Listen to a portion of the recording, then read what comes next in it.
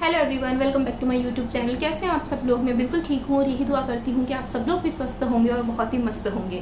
तो आज की वीडियो में हम बात करेंगे स्क्रिप्टिंग के ऊपर। यानी जो भी लॉ ऑफ अट्रैक्शन को जानते हैं वो स्क्रिप्टिंग के बारे में ज़रूर जानते होंगे, लेकिन मैं यहाँ आपको एकदम स्टार्टिंग से बताऊँगी कि स्क्रिप्टिंग जो है वो क्या होता है, इसको कैसे करना होता है और ये कैसे काम करता है, इसके बेनिफिट्स क्या हैं। तो ये वीडियो उन लोगों के लिए है जो अपनी किसी भी स्पेसिफिक विश को पूरा करना चाहते हैं लेकिन उसको विजुअलाइज नहीं कर पा रहे हैं, उनको विजुअलाइजेशन में प्रॉब्लम हो रही है, या फिर आप किसी भी अपनी विश के लिए इस टेक्निक को यूज़ कर सकते हैं। तो मैं स्टेप बाय स्टेप आपको बताऊंगी, तो वीडियो को एंड तक ज़रूर देखना। और वीडियोस अगर हेल्पफुल हो रही है तो लाइक, शेयर और सब्सक्राइब करना बिल्कुल मत भूलना।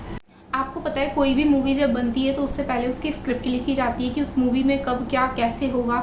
तो बस बिल्कुल वैसा ही है। अब आपको अपनी लाइफ को भी एज अ मूवी लेना है और आपकी लाइफ की मूवी में कब क्या कैसे होगा वो सब कुछ आप डिसाइड करेंगे। अपनी लाइफ के ऑथर आप खुद बनेंगे।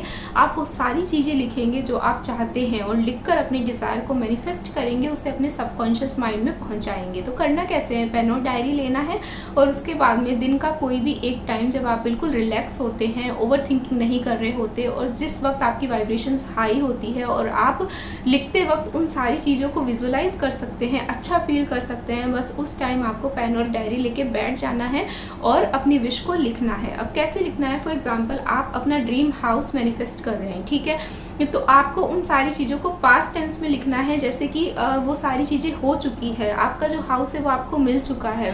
जैसे थैंक यू यूनिवर्स, मेरा जो ड्रीम हाउस है वो बहुत ही खूबसूरत है, वो उतना ही बड़ा है जितना मैंने सोचा था, इसके आसपास बहुत ग्रीनरी है, आसपास के लोग बहुत अच्छे हैं, इसमें इतने सारे रूम्स है, ये बहुत कलरफुल है, एरिया बहुत अच्छा है। वो सारी चीज़ें जो आप अपने ड्रीम हाउस से रिलेटेड मैनिफेस्ट कर सकते हैं, जो अच्छी अच्छी बातें हैं, वो सारी अच्छी बातें आपको स्क्रिप्टिंग में लिखनी है।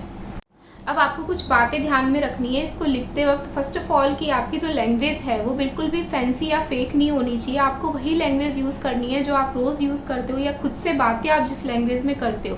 आपको याद रखना है कि आपको सिर्फ लिखने से मतलब नहीं है, आपको वो सारी बातें अपने सबकॉन्शियस माइंड में बैठानी है, वहाँ तक पहुँचानी है। इसीलिए लैंग्वेज वही होनी चाहिए जिसमें आप कंफर्टेबल होते हो। दूसरा, किसी भी तरह की नेगेटिव चीज़ों का या नेगेटिव थाट्स का या नेगेटिव सेंटेंस का यूज़ नहीं करना है कि मैं चाहता था कि ये नहीं हो, थैंक गॉड ये नहीं है, ना नहीं जैसी चीज़ों का यूज़ नहीं करना है। जो आप नहीं चाहते थे छोड़ दो, उसको निकाल दो, अपनी प्रोग्रामिंग से भी निकाल दो, उन चीज़ों का जिक्र ही मत करो। तो आपको इस तरह के नेगेटिव सेंटेंस का कभी यूज़ नहीं करना है। अब ये करना कब तक है? देखिए, आपको क्या करना है, पूरी एक स्टोरी प्रिपेयर करनी है। तो आप इसे एक दिन बैठ के प्रिपेयर कर सकते हैं, 2 दिन बैठ के प्रिपेयर कर सकते हैं। कभी कुछ अच्छा याद आ गया कि मेरे घर में ये भी होना चाहिए, उस दिन भी आप उस फीलिंग के साथ जाके इसको लिख सकते हैं। बस आपको एक बार अपनी पूरी स्टोरी प्रिपेयर करनी है, 2 दिन, 3 दिन, 4 दिन, 5 दिन, 7 दिन, कभी भी कितने भी दिन में आप उसको प्रिपेयर कर सकते हैं, ठीक है। अब उसको लिखने के बाद आपको क्या करना है, उसको पढ़ना है। उसको 30 दिन तक, 21 दिन तक, 40 दिन तक, जितना आप पढ़ सको, जब तक आपके माइंड की प्रोग्रामिंग पूरी तरह से ना हो जाए तब तक आपको रोज़ उसको पढ़ना है। और कब पढ़ना है? कभी भी जब आपका मन अच्छा हो, कभी भी जब मन हो रहा हो कि मेरा ड्रीम हाउस कैसा होएगा, उसको जाके मैं देखूँ, तो तब भी आप उसको पढ़ सकते हैं। तब आप पढ़कर उसको विजुअलाइज कर सकते हैं, ठीक है। तो जितना ज़्यादा आप उसको पढ़ेंगे, जितना ज़्यादा आप उसको फीलिंग्स के साथ पढ़ेंगे, उतना जल्दी वो आपके सबकॉन्शियस माइंड में जाएगा, ठीक है। इसको एज ए चैलेंज करना, 30 दिन तक रोज़ पढ़ना। 30 दिन के बाद आपको क्या करना है, पूरी तरह से लेट गो कर दो। ये सोच लो कि मैंने अपने माइंड की प्रोग्रामिंग कर ली है, मुझे जो चाहिए वो मैंने अपने माइंड को ऑर्डर दे दिया है। अब वो अपने आप जो हमारा ऑर्डर है वो डिस्पैच करके डिलीवर कर देगा। उसको लेट गो कर दो, उस चीज़ को भूल जाओ, ठीक है। अब बात आती है कि उस डायरी का क्या करें। देखिए, वो जो डायरी है उसे आप अपनी बाकी विशेस को पूरा करने के लिए सेम इस टेक्निक का बार बार यूज़ कर सकते हैं। और उसके अलावा मैं तो इनको डिस्पोज करना या फेंकना या जलाना अच्छा नहीं मानती हूँ, मैं नहीं करती हूँ, मैं तो इसको संभाल के रखती हूँ। लेकिन अगर आप चाहें तो इसको डिस्पोज भी कर सकते हैं। तो इन शॉर्ट, स्क्रिप्टिंग में आपको क्या करना है, आपको अपने विश या डिज़ायर को एज ए स्टोरी लिखना है, फुल एक्साइटमेंट के साथ लिखना है। और उसको एक बार लिखने के बाद में आपको उसे पढ़ना है। एटलीस्ट 30 डेज़ तक तो आपको उसे पढ़ना ही पढ़ना है। 30 डेज़ में आपका माइंड जो है वो उसको पूरी तरह एक्सेप्ट कर लेगा, वो उसके लिए पूरी तरह से तैयार हो जाएगा, उसकी प्रोग्रामिंग वैसी हो जाएगी। और उसके बाद में इसको लेट गो करना है और यूनिवर्स पे पूरा विश्वास रखना है।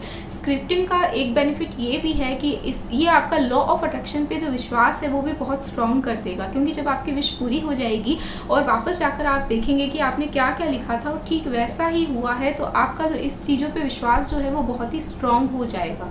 तो आई होप आप ये करेंगे और उसके बाद में जब आपकी विश पूरी होएगी मुझे आके थैंक यू भी बोलेंगे, और जो भी रिजल्ट्स आपको आएगा वो आप बताएंगे। ये मैंने किसी स्पेसिफिक विश के लिए बताई थी। अगर आप डेली स्क्रिप्टिंग करना चाहते हैं तो प्लीज़ कमेंट सेक्शन में मुझे ये कमेंट ज़रूर करें, मैं उसके ऊपर वीडियो भी ज़रूर बनाऊंगी।